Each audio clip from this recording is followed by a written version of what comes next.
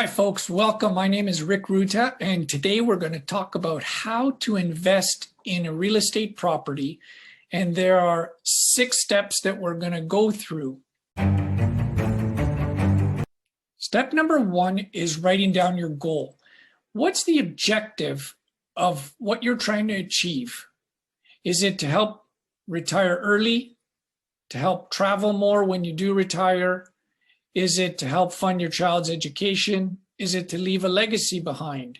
Okay, so step number 2 is education. Remember, knowledge means power. So even though you might have a good team behind you to help, it's always important to know what you're getting into. The more you know, the better it is. And that means reading books, watching videos, and asking questions.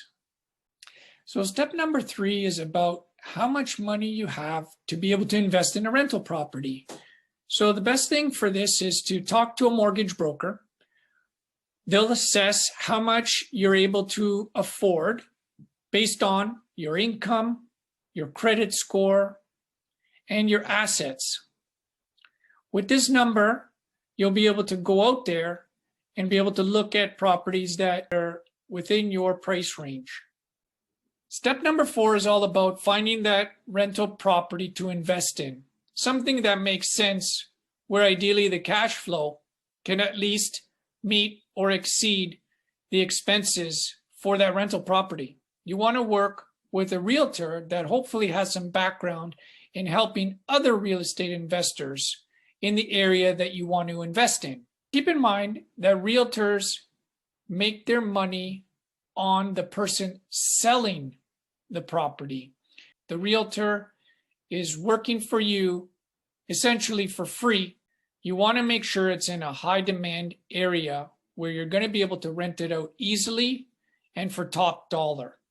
And you should look at it from an investment perspective. Remember, you're not the one that's going to be living there. So there's certain things where you should take the emotion out of it.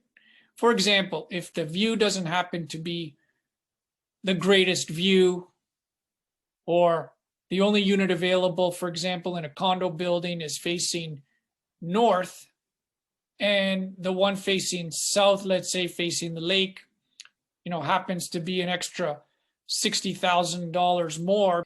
Well, if it's the same unit and more or less gets the same amount of rent, then is it really worth the extra money? Step number 5.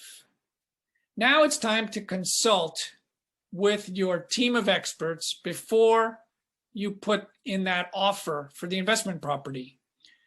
That means working with an insurance agent, a lawyer, accountant, contractor, and home inspector.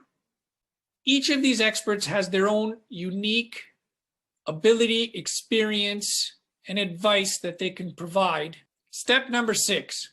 Well, if you made it this far, that means you've gone through all the other steps and you've made the purchase, and it's time to rent it out.